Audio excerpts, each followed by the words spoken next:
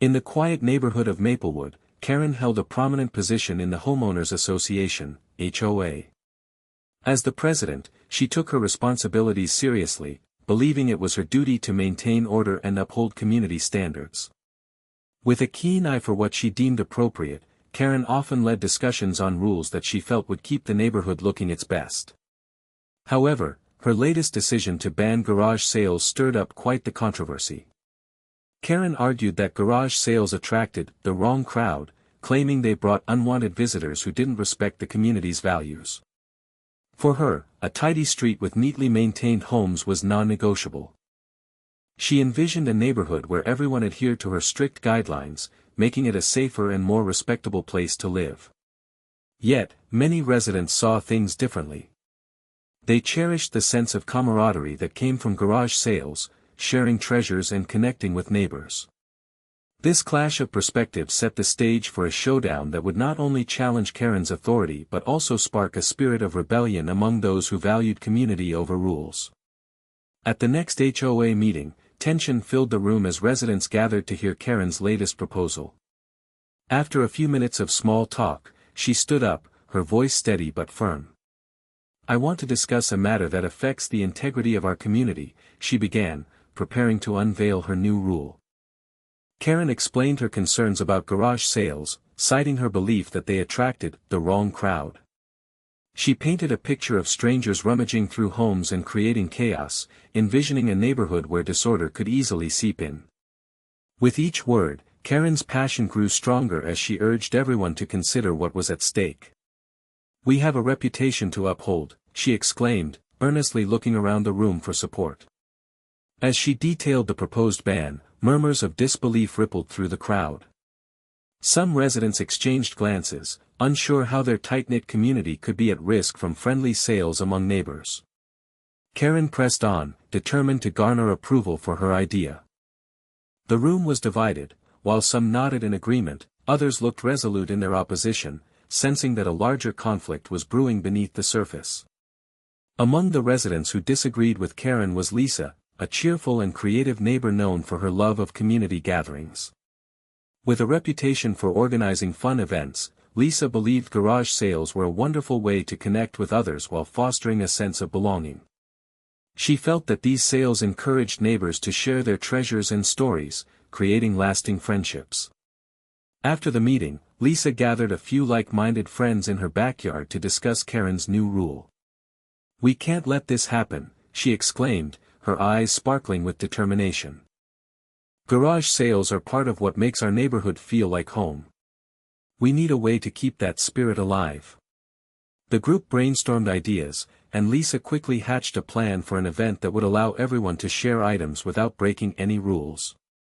With excitement in the air, they decided to host a free trade market, where neighbors could give away items, showcase handmade goods, and even sell lemonade. This event would not only sidestep Karen's ban but also highlight the creativity and generosity within their community. As news spread, enthusiasm grew, setting the stage for a vibrant gathering that would challenge Karen's authority. With the idea of the free trade market taking shape, Lisa sprang into action, eager to organize an event that would bring the community together. She quickly set up an online group chat to share ideas and delegate tasks among her friends, who were equally enthusiastic. They decided that the market would take place in the neighborhood park, providing ample space for everyone to gather safely. Lisa contacted local artists and crafters to participate, encouraging them to donate handmade goods and creations for the event. She also reached out to neighbors through social media, inviting them to bring items they no longer needed to share with others. The concept focused on giving rather than selling, allowing them to legally sidestep Karen's garage sale ban while promoting generosity. As the day approached, excitement buzzed in the air. Lisa organized a station for lemonade and snacks, ensuring everyone would have refreshments as they mingled. Flyers were posted around the neighborhood, and word spread like wildfire. People were eager to join in the fun.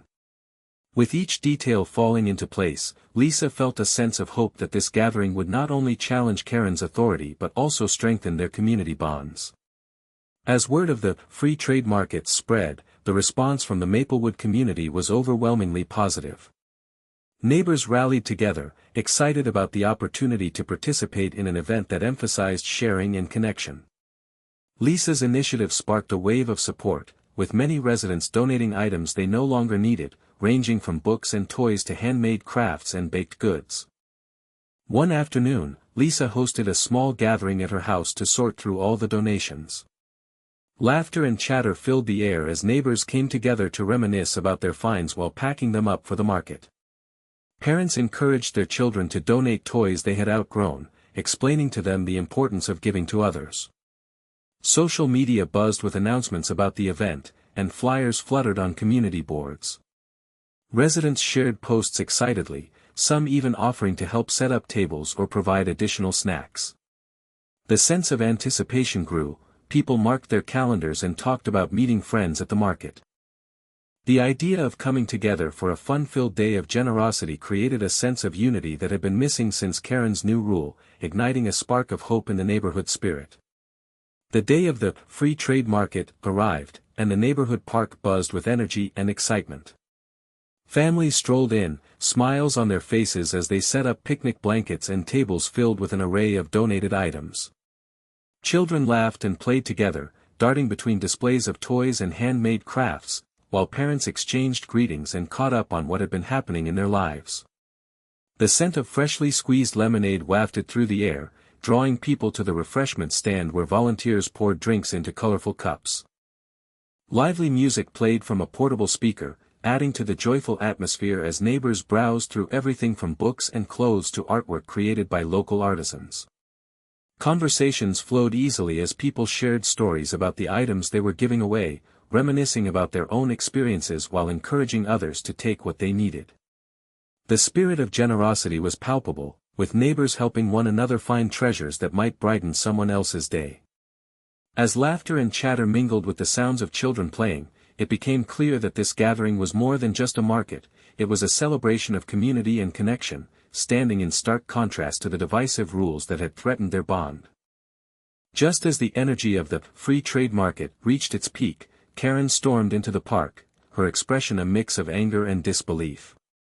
With her arms crossed tightly, she marched past the colorful displays and laughing families, her eyes scanning the scene as though searching for a sign of chaos. A hush fell over the crowd as they recognized her presence, many confused by what she would do next. "Everyone, this needs to stop," she shouted, her voice slicing through the cheerful atmosphere. "You're all violating my rules by holding this event." Karen's tone was demanding and severe, her frustration evident as she pointed toward the items laid out on tables. Neighbors exchanged uneasy glances, unsure how to respond to her outburst. Undeterred by the murmurs of dissent around her, she insisted that they dismantle the market immediately, claiming it attracted unwanted visitors and disrupted the peace of Maplewood. The joyous laughter faded, replaced by an uncomfortable silence as some residents began to whisper in response to Karen's confrontation. It was clear that she intended to take matters further and wouldn't leave until she had her say, igniting tensions that had been brewing since the ban was introduced. As Karen's demands hung in the air, some neighbors found their voices, stepping forward to defend their right to gather and share freely. "We're not selling anything, we're sharing," shouted one resident, a father holding his daughter's hand. Others nodded in agreement, rallying around the idea that community events like this were meant to strengthen their bonds, not break them. "Karen, this is about connection and support," another neighbor chimed in, trying to reason with her. The atmosphere shifted from unease to determination as more voices joined the chorus of defiance against her authority. Laughter and chatter from earlier faded into the background as people focused on standing up for what they believed was right. Karen's frustration only grew as she faced this unexpected resistance. "You're all just making it worse for yourselves," she cried, her tone rising in pitch. The tension escalated as neighbors began to group together, asserting that they had every right to enjoy their community without being dictated by her rules. With emotions running high, it became clear that this confrontation wasn't just about garage sales anymore, it was a fight for community spirit, for unity amid division, paving the way for an intense standoff between Karen and the residents of Maplewood. As the standoff between Karen and the residents intensified, tensions reached a boiling point. Frustrated by her refusal to leave, a concerned neighbor decided to call the police, hoping to resolve the situation peacefully. Word of the call spread among the crowd, adding an undercurrent of anxiety to the vibrant atmosphere that had once filled the park. Karen, realizing that law enforcement was on the way, became even more agitated. "You'll regret this," she shouted at the group, her voice echoing through the park as she pointed accusingly at those who dared to stand up against her. Meanwhile, some residents whispered amongst themselves, unsure if calling the police was a necessary step or just a way to escalate things further. When the police arrived, they found a chaotic scene, concerned residents standing firm against Karen's demands, who continued to assert her authority as HOA president.